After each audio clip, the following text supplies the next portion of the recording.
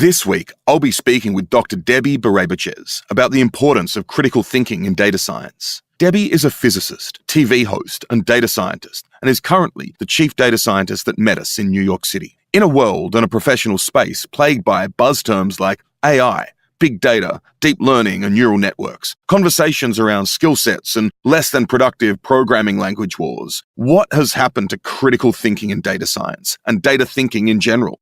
Now, what type of critical thinking skills are even necessary as data science, AI, and machine learning become even more present in all of our lives, and how spread do they need to be across organizations and society? Stick around to find out. Welcome to Data Framed, the weekly Data Camp podcast, exploring what data science looks like on the ground for working data scientists and what problems it can solve. I'm your host, Hugo Bown-Anderson. You can follow Data Camp on Twitter at DataCamp and me at Hugo Bown. You can find all our episodes and show notes at datacamp.com/community/podcast. This is Data Framed.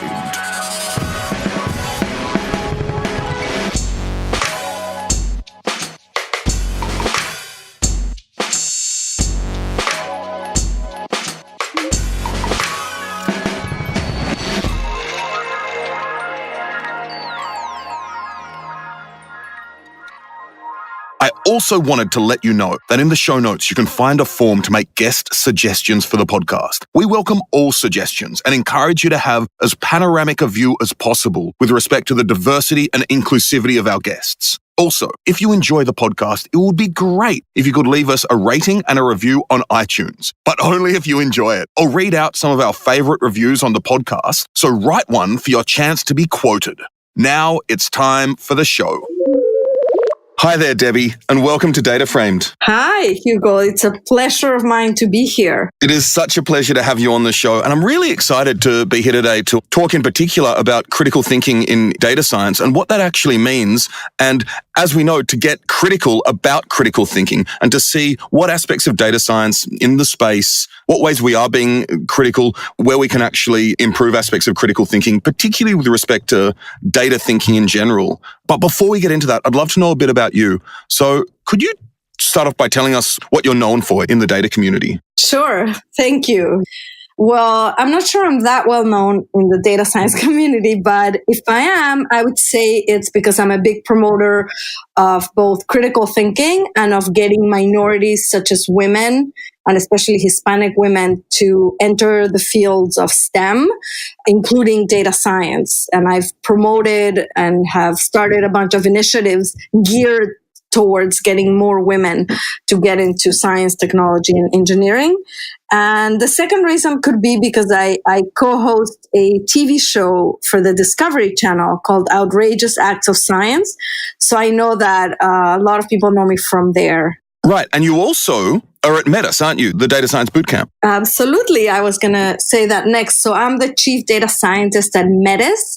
Metis is a data science training company that is part of Kaplan, the large education company. And we basically have two modes of teaching data science. One is through boot camps, which we host in person at 4 locations in New York, Chicago, San Francisco, and Seattle.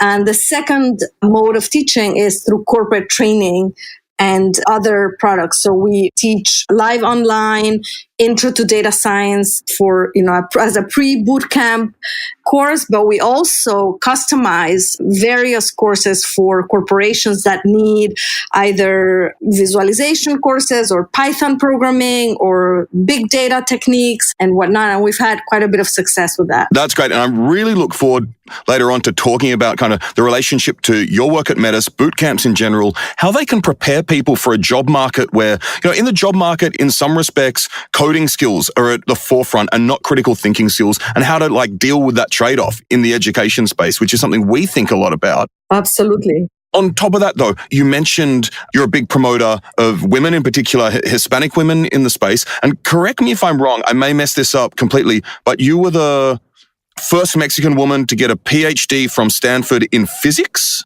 Wow, you didn't get it wrong, so. I got that right?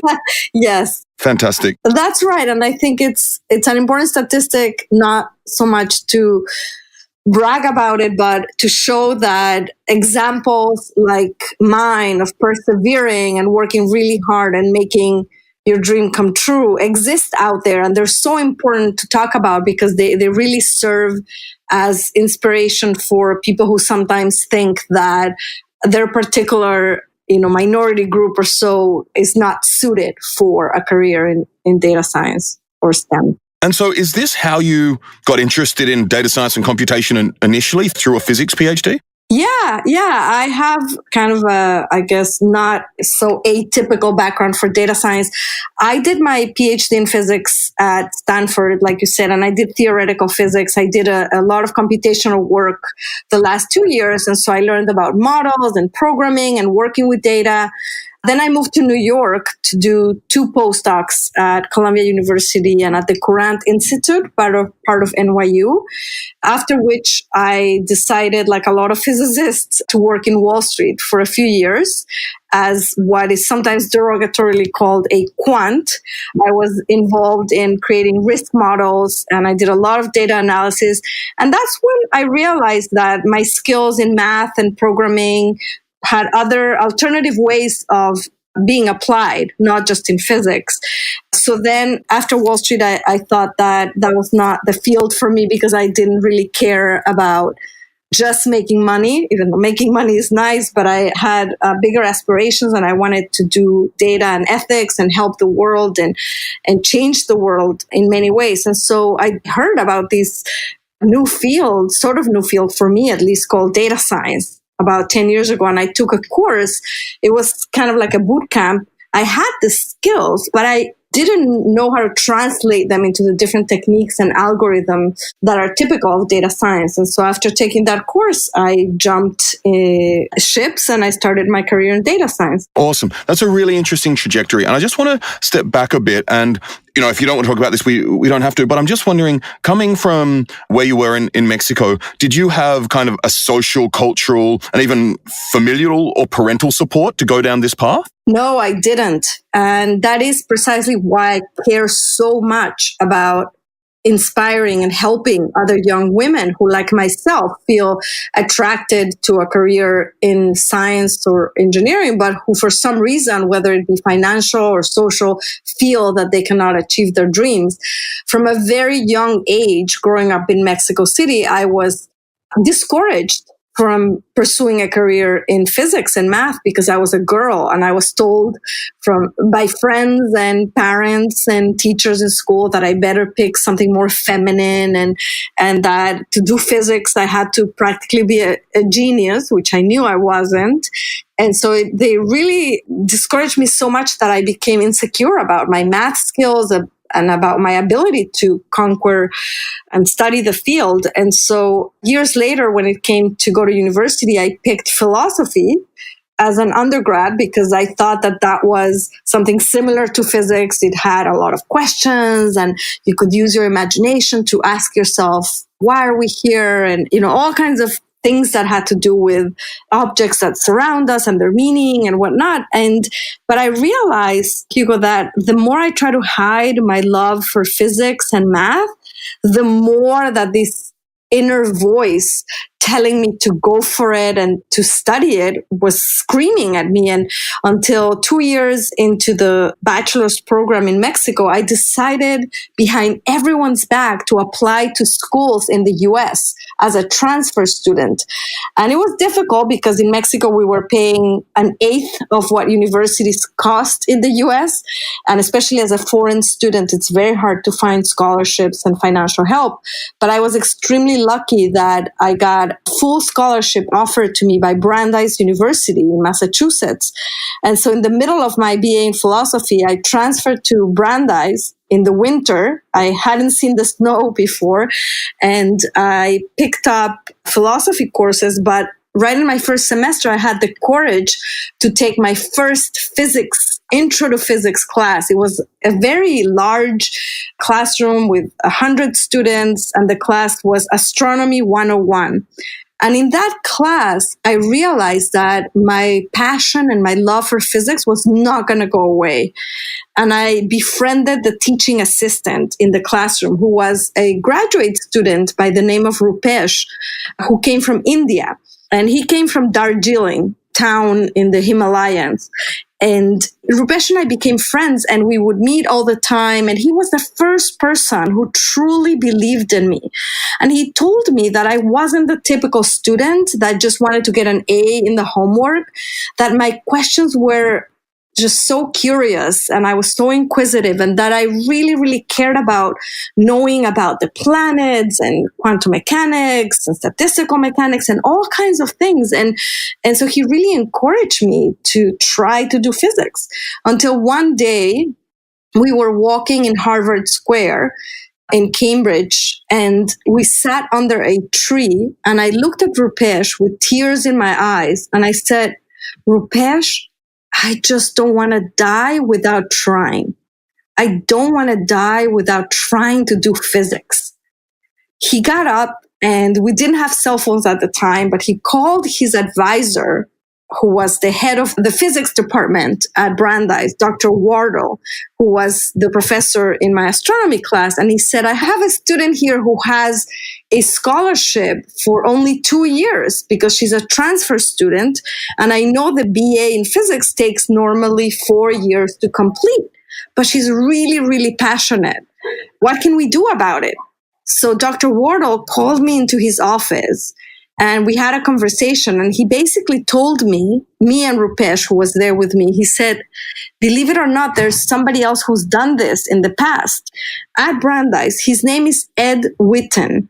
He is..." Wow. I know. For those people who know physics and know who he is, he's basically the father of string theory. So he definitely qualifies as a genius. And so I thought he was pulling my leg, like, okay, Ed Witten, like, there's no way I could achieve this. But he said, Ed switched at Brandeis from history to physics, and he did it in only 2 years because, you know, I couldn't ask my family to pay for another extra 2 years to stay there. And so what Dr. Wardle offered is he gave me a book called Div, Grad, and Curl, which is vector calculus in 3 dimensions. And basically he said to me, if by the end of the summer you're able to master this material, and Hugo, I didn't even remember algebra at this point. And of course, there's a whole bunch of linear algebra which goes into this vector calculus, right? Of course, there's so much background you have to know to even get into studying this book. So he said, if in 2 months, because this was in the month of May, you're able to master this material, we'll give you a test and we'll let you skip through the first 2 years of the physics major. So you can basically finish the whole BA in only 2 years. So Rupesh looked at me and he said, we're going to do this. And he decided, incredibly, to devote his entire summer from mid-June to end of August to teaching me and mentoring me and basically covering all the subjects that I needed to master in order to enter the 3rd year of physics in September. And it was amazing because I was so incredibly hardworking and passionate that I didn't move from my desk. Every day, Rupesh taught me from 9 in the morning till 9 p.m. And we didn't have much time. So it was just practical, knowing how to solve derivatives on Saturday. Sunday, we'll do integrals. Monday, first 3 chapters of classical mechanics. And you get the idea. So at the end of the summer, I presented the test and I passed. And I tried to not burn too many capacitors in my first electronics lab at the time.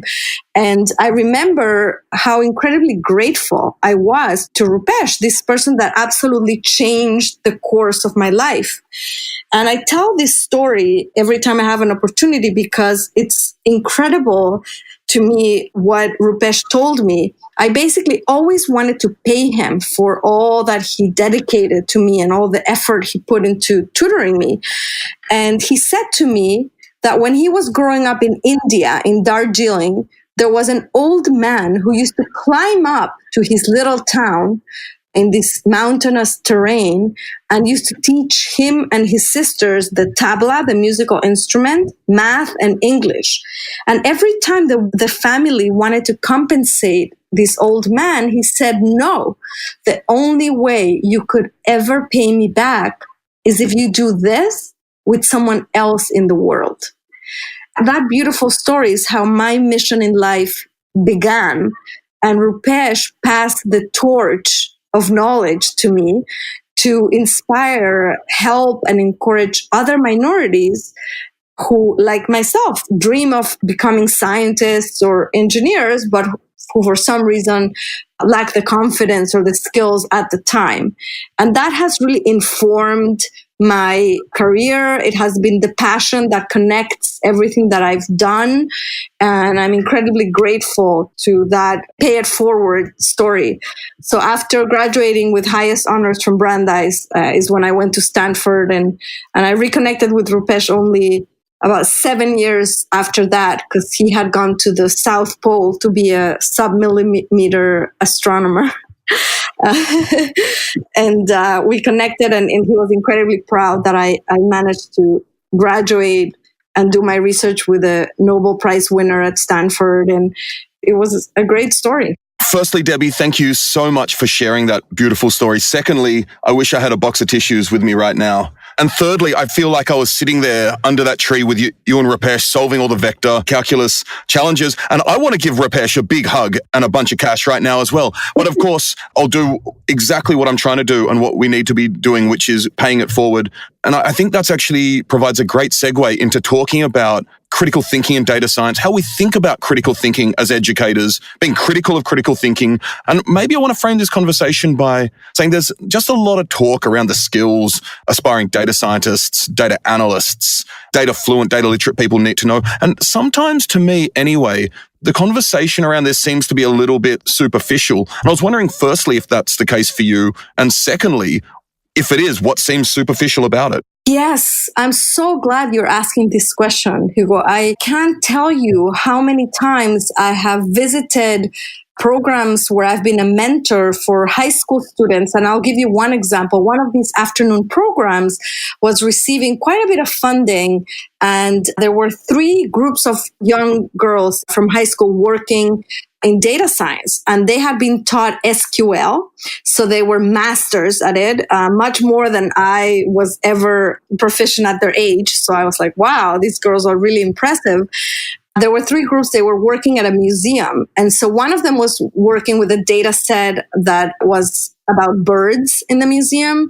And they were, trying to find patterns by looking at their demographics of the birds and their flying patterns and all these kind of information. Another group was looking at astronomical objects. And a third group was working with turtles, because the museum had a whole bunch of turtles that in an exhibit. So I went to the third group that was working with turtles, and I looked at the data that they were working with, and one of the columns said weight. So the weight of the turtles. And so I said, oh, wow. So just out of curiosity, how big are the turtles that you're working with? Have you ever seen them? And they said, oh, yeah, we have. They're like about the size of the palm of my hand.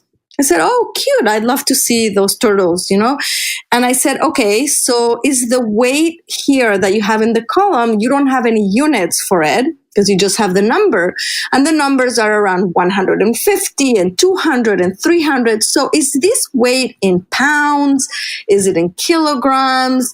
What is this weight in? What are the units? All of a sudden, these 6 girls in the group got all quiet. And none of them ventured to answer until one of them raised her hand and said, oh, I think it's in pounds. And I said, oh, wow. Let's see. I'm about 5'3" and I weigh probably about 120 pounds. So this is interesting because a turtle that's the size of my hand, basically, you're telling me it weighs double the amount of pounds that I do. Does that make sense? And then they all laughed and said, oh, yeah, you're right. It doesn't make sense. And we had this very nice conversation and we went back and forth. It turns out after an hour, we finally found a teacher who knew and for certain gave us the information that the weight was actually in grams. Wow. And so the girls were surprised. And that story really caught my attention because I had been visiting a lot of schools and programs that are trying to teach coding in a very kind of fast and superficial way, just to be able to say, our students know how to code. And I realized that in an effort to get more and more people to know the skills for data science and for data analysis in a world that's going, way too fast, where we need to prepare our students for jobs in AI and machine learning and whatnot, we are forgetting what all of this is for. Coding and analyzing data has a purpose. It's not an end in itself. The purpose is to be able to solve problems and to have insights about what the data is telling us. And if we're not taught to ask the right questions and to think critically about where the data comes from, why is it being used or collected in a certain way, what other data could help or hurt my data set, what biases are being introduced by this data set. If we're not teaching our kids to think what's behind these techniques, then we're basically failing, because we're just making them like robots who can only perform a simple task if and only if the next data set they see is similar in scope and structure to the one that they're learning to work with. It was a very moving and in a way also painful experience to see, because I realized how needed are those critical skills, and not only in the education, at the high school level, but how many projects haven't we seen at companies, at very large companies, in advanced data science groups, where there's a significant bias being introduced because no one bothered to include a certain minority but important group in the statistical sample, or bias was introduced because people didn't bother to check what some outliers in the data set were describing, etc. And so I'm very, very passionate about teaching the critical thinking skills that are behind our why we do data science.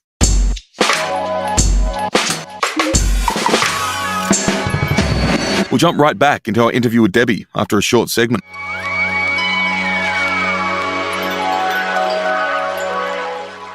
Now it's time for a segment called Data Science Tools for Getting Stuff Done and Giving It to the World. So I'm here with Jared Lander, who's Chief Data Scientist at Lander Analytics. He's also an adjunct professor at Columbia University's Business School. He organizes the world's largest R meetup, as well as New York and Washington, D.C.'s R conferences. And he's also acclaimed author of the book R for Everyone. Great to have you on the show again, Jared. Thank you. It's always great hanging out with you. It really is. So we're here today, once again, to talk about data science tools for getting stuff done and giving it to the world. And we're actually talking about two complementary technologies today and tools called Plumber and Docker. So I thought maybe you could start by telling us about Docker, what it is and what problems it solves for working data scientists. Docker is a tool that came out of more of the dev world, and you can think of it as a mini virtual machine. It's not exactly that, but it's a good analogy.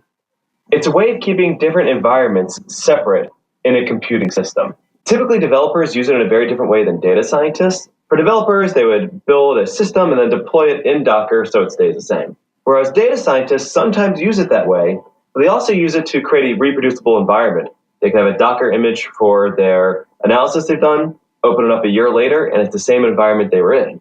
With the added benefit, they can then deploy in that environment without worrying about dependencies changing. Great. So now we have an understanding of Docker. What's Plumber and what problems does it solve? Plumber is a very R way of exposing your R functions as RESTful APIs. This allows any user who can do a curl request to take advantage of R scripts that you've written without having to know what R is, without having to have R installed, or without even having to know what the RESTful API is calling. They communicate with the RESTful API, R does the work, gives the answer back through the API, and everyone's happy. Awesome. So why would you want to expose your R code as a RESTful API or a web API? Maybe you can give us an example or two. Let's say you built some sort of XGBoost model or a deep learning model or a time series model, any type of advanced machine learning, and it works really great for you. And you want to give someone the ability to take their data, feed it into the model, and get a score or a prediction back or a forecast. All different words for the same thing. Traditionally, they wanted to use the model you built in R. They'd have to load up your model in R, provide the data, get a score. By exposing it as an API, they don't have to use R. And while that's great by itself in that it lets anybody use your tool, it's really great when you're sort of throwing it over the wall. You have developers building the front end. They rely on some prediction, some score, a forecast you made in the back end. They make their web app communicate through the API to your machine. That keeps the domains separate. It keeps them from getting messy with each other. Awesome. So is there anything cool about Plumber and Docker in combination that you'd like to mention? Yeah, using these two together is really great. You can put them together with sometimes the help of Docker Compose, and it allows you to create a bunch of different Docker images for different parts of your API, which is very easy to maintain. And then each of those Docker containers exposes through Plumber a separate API, and your user just has to hit one URL with different endpoints, and they can get different parts of the work done automatically for them. Yeah, that sounds incredibly useful. So this is all open source. I'm just wondering if there are any paid alternatives and what the differences are. There are a number of different alternatives that you can get through Amazon or Azure, but the one I'm the biggest fan of is a company called Algorithmia. So much so that I even directed my company to become business partners with them. For Algorithmia, all you need is your R script and maybe a binary version of your model saved as an RDS or an RData file. They handle the rest. You provide the script through their web interface. They take care of all the Docker and the infrastructure, all the machine scaling, all done automatically. So it's a nice paid alternative to rolling your own of Docker and Plumber. Awesome. Thanks, Jared, for that introduction to Docker and Plumber, and look forward to speaking with you again soon. Likewise.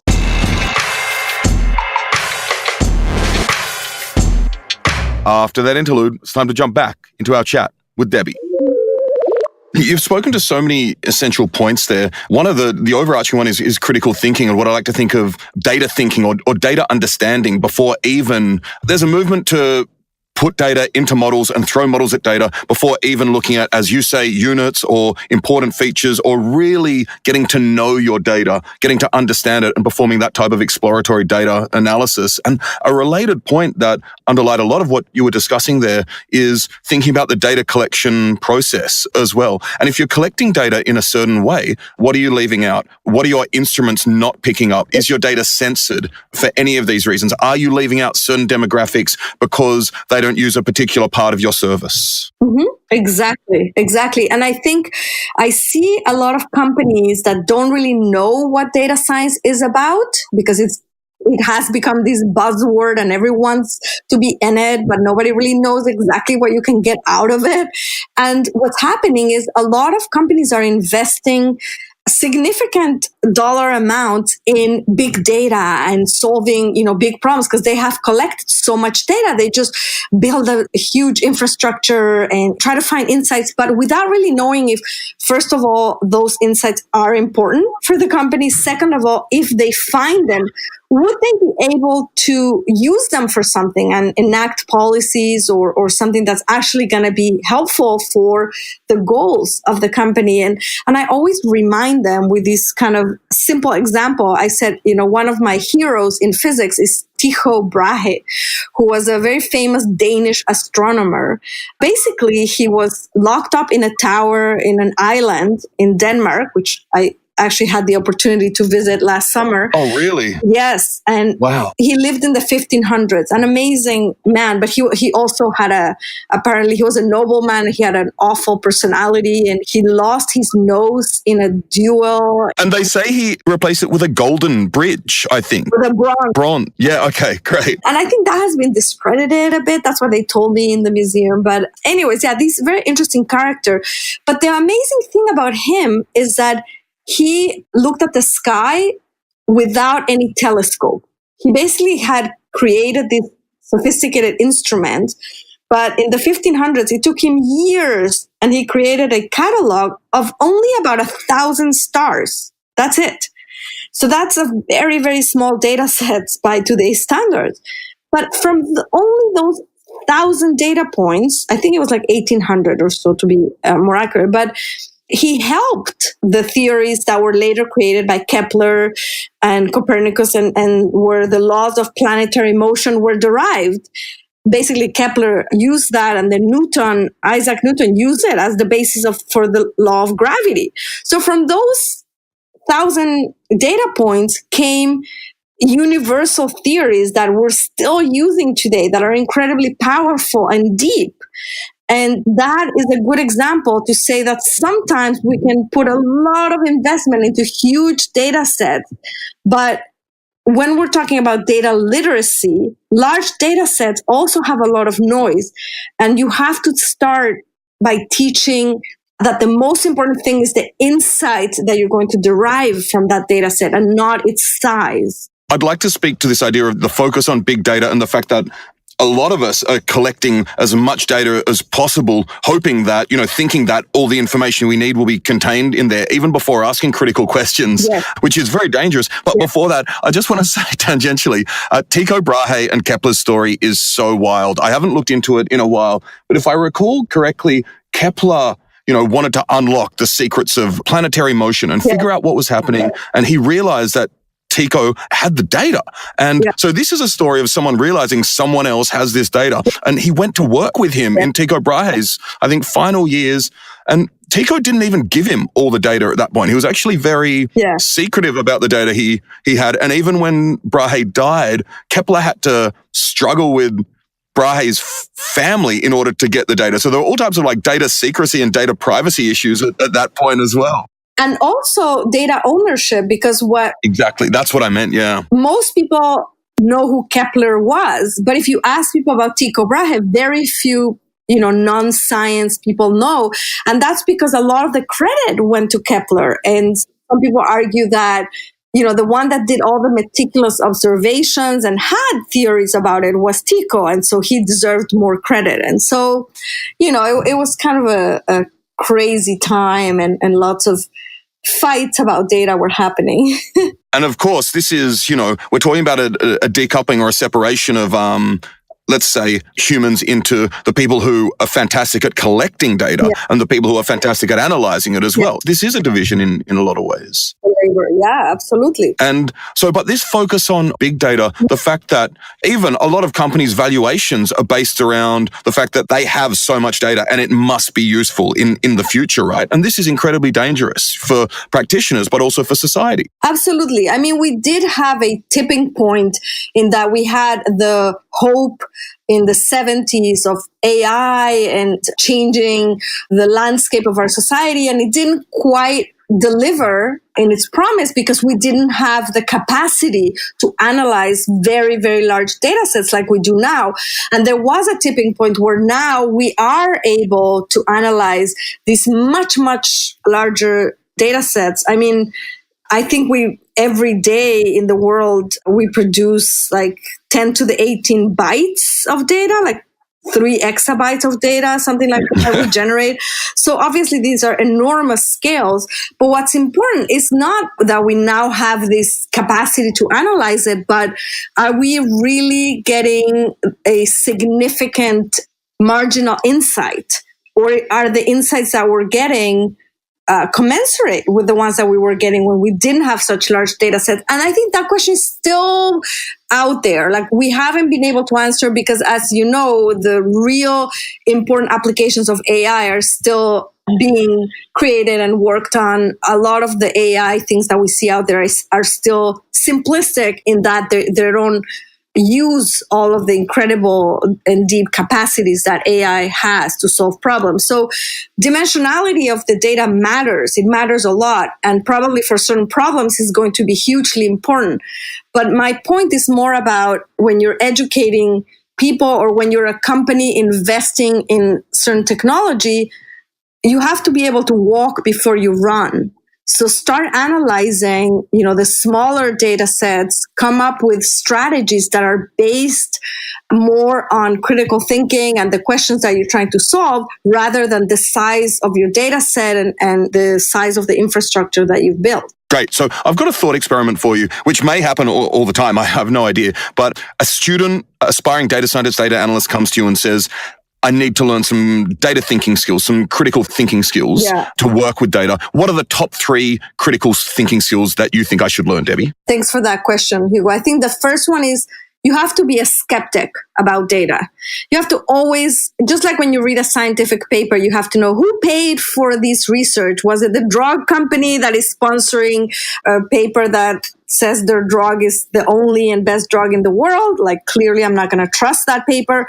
So a healthy skepticism about the team that collected the data, what biases could have been introduced, where was this data taken, how was it collected, what things were left out, what variables would be important in the future, etc. All those questions, I think, are super important. So if you don't ask them before even doing exploratory data analysis, it means you're thinking about the data and your relationship with the data is going to be limited. The second one, and I came up with it from another famous physicist, Richard Feynman, who said the ability to not fool oneself is one of the hardest and most important skills one can acquire in life, because it's very easy. Sometimes we think, I wouldn't be fooled by anyone, not any marketing campaign and not any government is going to fool me. But we fool ourselves much more often than the people interpreting the data out there. So the ability to not fall in love with what we think our data should be telling us, that is what I call fooling yourself. That is super important. And the third skill is connecting the code and the algorithms to the real world. Like my example with high school girls that were working with the data, like to be working with a database for 3 months and forgetting that behind the data are actual turtles in this example, that's a big mistake. The same way, when Facebook is incredible at doing face recognition and analyzing relationships between groups and people, but if they're forgetting that behind those connections are real people with real lives and real consequences, then we're failing. We need to really connect our analysis to the world out there. I agree. And I just want to go through those again, because I'm sure our listeners are scribbling away trying to remember all of this. So the first one was a healthy skepticism about data. The second, the ability to not fool yourself. And the third, connecting the code and the real world and all the stakeholders that actually exist on the ground. Correct. Thank you, Hugo. So I just want to build slightly on the ability not to fool yourself. I mean, all of these are incredibly important, but there's a paper called, I hope I get this right, Many Analysts, One Data Set, that we've discussed once or twice on the podcast before. And it gives a whole bunch of statisticians and domain experts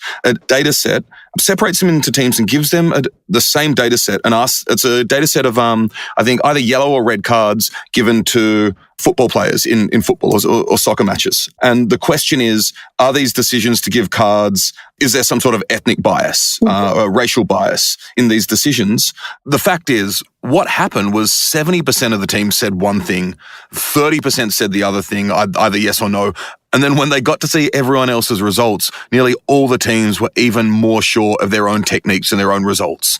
There are a lot of reasons for this, but one of the points is that people go in with a certain bias already. And if you have a bias going into a data set, you make all of these micro decisions as an analyst, which helps you get to the place that you already thought you were going, right? Yeah. You reminded me, funnily, of a paper that I discussed. I don't even think you could consider it a scientific, sophisticated paper, but it was a paper done for the astrology, not astronomy, but astrology association in India years ago. And I talked about it at a conference because they first decided, the hypothesis is that through some charts of some kids, astrological charts that tell you certain characteristics about some kids, if these people that were the gurus and the chart readers and predictors were able to guess, I think they gave themselves a pretty, low score. Like they said, if we're able to guess 60% of the outcomes, and I think the question was whether these students were intellectually gifted or just going to be average students in school, right? Based just on their astrological chart. And if we're able to get 60% of them right, then that means we are gurus and astrology is true and we are able to predict this with very high confidence. That was their confidence level. And the funny thing is, even though they did slightly worse than a coin toss. That is, they did they got 49% of them right. And anybody in the right mind would be able to say, well, clearly that they did even worse than chance, tossing a coin would have done better. But they themselves patted themselves in the back saying, you see, we got 49% right. We can do this. So it's a very funny paper and I encourage people to read it because it's so easy to fool ourselves. themselves. Absolutely. And the best thing about doing worse than a coin toss is you could actually just switch all your decisions and do better. We'll jump right back into our chat with Debbie after a short segment. In this segment, we'll continue discussing stories behind the normal distribution with Justin Boyce. Hi, Justin. Hi, Hugo. So when we left off last time, you told me about using de Moivre's discovery that led us to be able to approximate binomial distributions with normal ones. I was thinking, since the Poisson distribution is a special case of the binomial, can it too be approximated as normal? Yes, it can. A Poisson distribution with rate lambda is approximately normally distributed with mean and variance lambda, provided lambda is large. So many distributions can be approximated by the normal distribution then. That's right. Now, I told a story about a gamma distribution in the last season of the podcast. An example of a gamma distributed variable is the amount of time I'd have to watch baseball before seeing 3 no-hitters. The story there is that the waiting time for the arrival of k successive Poisson processes is gamma distributed. In the limit of large K, the gamma distribution is approximately normal. So yes, the story of the normal distribution can match the story of all of these different distributions that can be approximated by it in certain limits. So last time, we got to the relationship between the binomial and normal through de Moivre's work. What came next? Lots of mathematicians in the 18th century were working on problems that were dancing around the normal distribution. One of those main problems was the issue of how to report summaries of repeated measurements. What we call aggregations, right? Yes. Today, it is almost second nature to use the average of the observations, but that was not always the case. Even before de Moivre's time, astronomers were starting to make very precise measurements of objects in the sky. They would measure the same position using different methods, with different points of reference, and get slightly different values. They did not know how to aggregate the results. There's an amusing example where Kepler reports what he calls the mean of measurements, but it is neither an average nor a median. To figure out what to report, we ultimately need to quantify errors. Fortunately, great thinkers in both mathematics and astronomy started thinking about this problem. Interesting.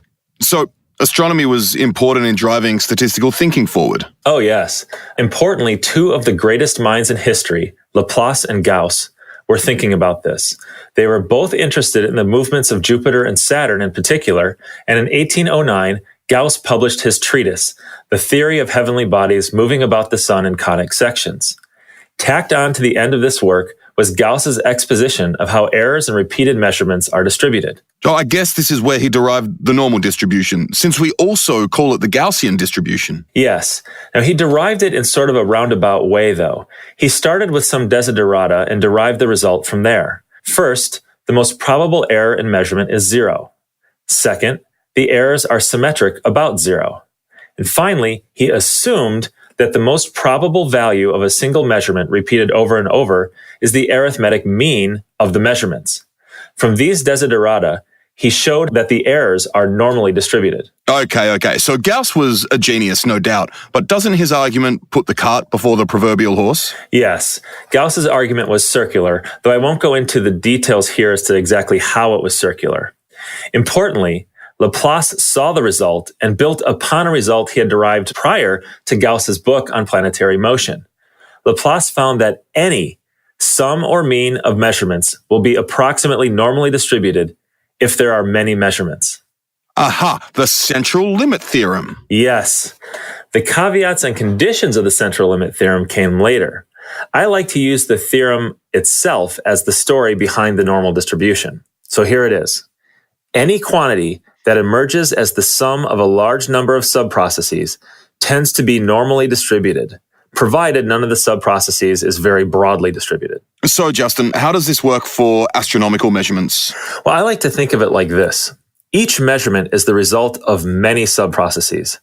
In the astronomical case, you have all of the optical components, distortions due to the atmosphere, due to the experimenter, etc. The sum of all of these can give normally distributed errors. Well, this sounds like it comes up all the time. Indeed, it does. And if you're willing, I'll come on for one more segment about the normal distribution and see where it comes up and where it is overused. Sound good? Let's do it.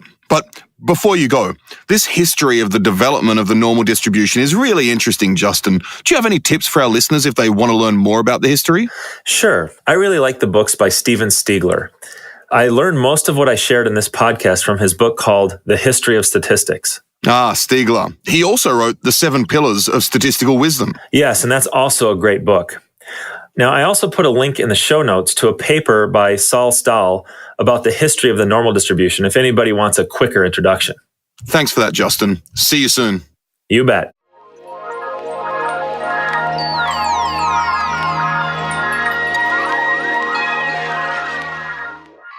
Time to get straight back into our chat with Debbie.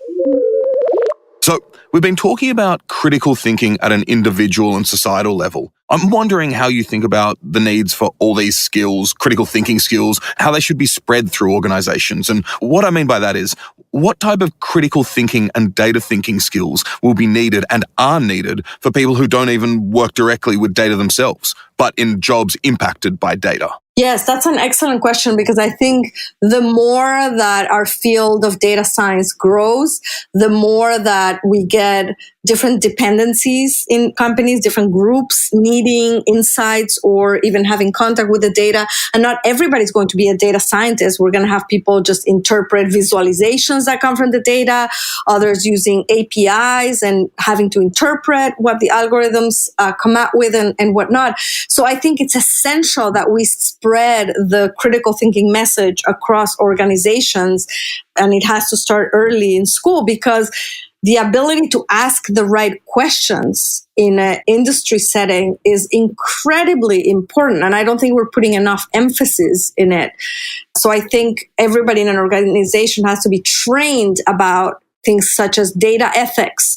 How is the data being collected? Are we using it for the right purpose?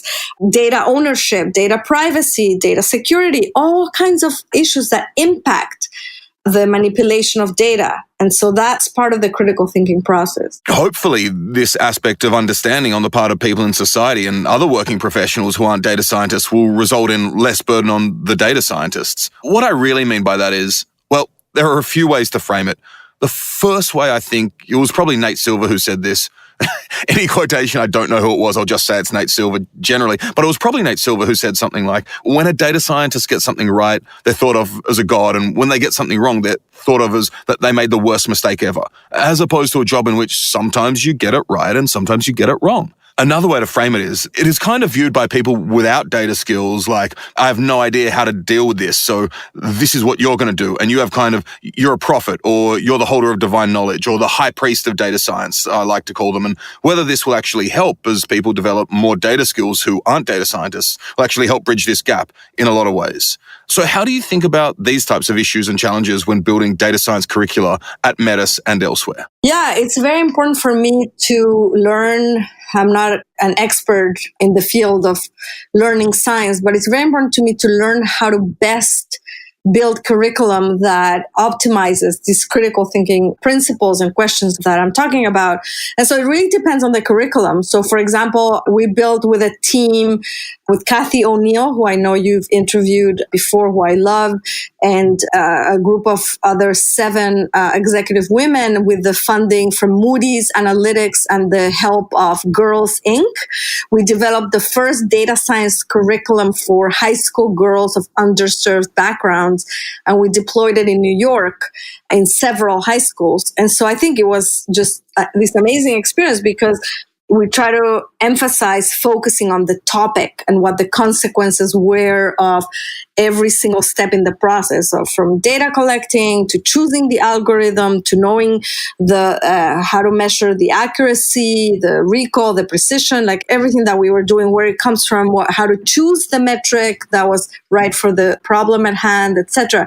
And so the intention was very conscious to be about how to get the most insight about the limitations and the successes of the challenge or the problem at hand. Whereas when I build curriculum for the Metis bootcamp, currently in my position, I want the students to have a pretty broad set of tools with which they can crack really hard problems. And so I may not focused on getting every single clustering algorithm there is in the curriculum, but I will focus on how to analyze the results of the clustering algorithms that we will see and how to know if we're using the right algorithms for the problem at hand. And how to be able to ask that question of our colleagues, of our communities, etc., because we all have limitations to our knowledge. Yeah. There are two things there I want to focus on. The first is, as you said, at Metis, thinking about the actual problems and thinking about the question at hand before even getting coding, I think is incredibly important. And also educating people through questions that really pertain to them and are interesting to them. So students will ask me, if I want to embark upon my first data science project, what would you suggest I do? Well, I say, well, what are you interested in? And if they have a fitness tracker, for example, I say, maybe you could analyze your own fitness data. If you're a foodie, scrape Yelp reviews of restaurants and work with that type of stuff. If you love movies, if you're a cinephile, the OMDB has a fantastic API. And that's exactly what we do at Metis. We have our students in the bootcamp use their own data set and they create their own projects. So it's really cool. I encourage people to go to made@metis.com, and it's a site where we have some of our greatest projects, and it's incredible because you see people that had very basic math and programming skills coming in, and in 3 months they're able to analyze contamination sources in the ocean or some healthcare related thing or an app that helps you choose the best restaurant for crepes that evening and stuff like it. It's really, really cool what you can do. Yeah, and I'll build on that by saying I've been to several of Metis's graduation presentations. What do you call them? Career Day. Yeah, they're incredible. And seeing all the learner students there present the work they've done is amazing. And I know that, for example, I've had Emily Robinson on the podcast. I work with her now at Datacamp, and she completed Metis. I think she went to Etsy straight from Metis. I could be wrong there. Yes, we love Emily. Yeah, incredible. So we're going to wrap up in a few minutes. We've talked about the state of play of critical thinking today, but I'd like to, it's a prediction problem. So what does the future of data science look like to you, Debbie? To me, it's going to merge with the industry of IoT or the Internet of Things.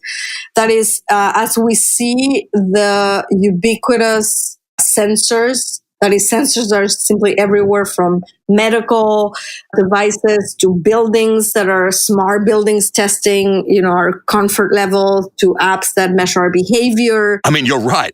We wear them and we carry them in our pockets, right? Exactly. And just like, the personal computer came to revolutionize the information technology field, the same way IoT is going to revolutionize, and we're going to see a new paradigm where we're going to collect substantial more amounts of data about ourselves, our behaviors, our connections. And so issues that have to do with data privacy, data ownership, security, analysis, insights are going to become ever more important. So what I predict is that with more automation, we're going to have more needs to have people that are not necessarily the data scientists working with the data, but are working in the field to analyze the ethical consequences of it, to act as peer reviewing committees to see if there should be policies or regulations that should be enforced around certain, applications, etc. So that's what I see for a future. More and more need for sort of adjacent professions that help with the data analysis process. Yeah, I think you're right in terms of defining it anyway, or describing it as emerging between data science and IoT and automation. I can't quite remember. Did you give a talk on the Internet of Things at the NYR Jared's conference a few years ago? Yes, I did at the R. Yep. Yeah. Okay, great. Well, I love that talk. And Jared puts all those talks up online, so I'll find a link for that and put that in the show notes as well if anyone's interested. So I just wanted to get a bit technical. I'm wondering what one of your favorite data science-y techniques or methodologies is, just something you love to do. I actually really, really love singular value decomposition, SVD. I've always loved linear algebra, and just the thought of being able to reduce the dimensionality of a problem is so sexy to me. In physics, we deal with it all the time. And my first encounter with it was when I worked briefly with David Botstein, this is many, many years ago at Stanford. He's one of the creators of Genentech, the biotech company. And we were analyzing the data coming from DNA microarrays, which basically compare a sample of healthy DNA with a sample that came from a patient in order to conclude whether the patient had cancer, and in the case of a positive answer, what type of breast cancer it was. So it was really, really interesting because obviously there are so many genes in our genome that the dimension of the problem was humongous. And so to apply SVD and be able to reduce it to the dimensions that were most important enabled them to come up with pretty customized drugs that I have heard, because I have since stopped working in that topic, but I've heard are working quite well for different types of breast cancer. So the applications of SVD are incredible. And so I don't know, I just really like that conceptually, and anything that has to do with that, even NLP, and I don't know, just seeing what you can get by sacrificing a bit of information is just really interesting to me. Well, I'm sold. I mean, you've motivated through linear algebra, which I also love, and then you gave some incredibly important examples of its use. And for those of you out there who know of PCA, I definitely suggest you to check out SVD as well. Yeah. I've got one final question for you. Do you have a final call to action for our listeners out there? Yes, I do. I'll repeat, Hugo, what I said in my Grace Hopper celebration keynote speech a little over a year ago. Think deeply, be bold, and help others.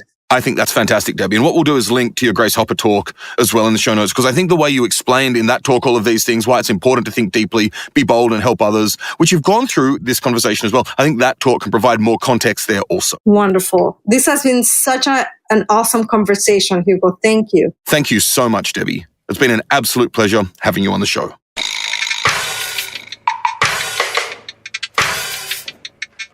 Thanks for joining the conversation with Debbie about the absolute need for critical thinking skills in data science. As we saw, Debbie's top 3 critical thinking skills were as follows. The first one was to have a healthy skepticism about data. The second, the ability to not fool yourself. And the third, connecting the code and the real world and all the stakeholders that actually exist on the ground.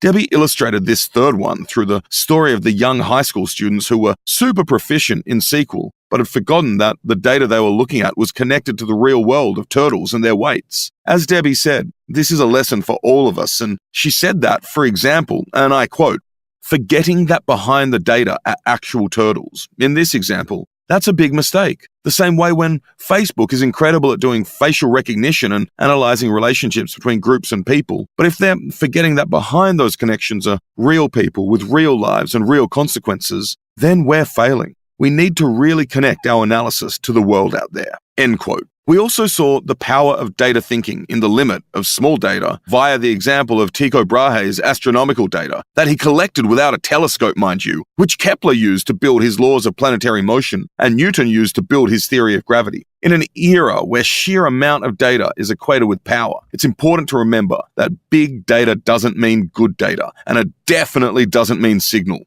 Next week, I'll be speaking with Sean Law about data science research and development at TD Ameritrade. Sean's work on the exploration team uses cutting-edge theories and tools to build proofs of concept. At TD, they think about a wide array of questions, from conversational agents that can help customers quickly get to information that they need, and going beyond chatbots, using modern time series analysis and more advanced techniques like recurrent neural networks to predict the next time a customer might call and what they might be calling for, as well as helping investors leverage alternative data sets and make more informed decisions.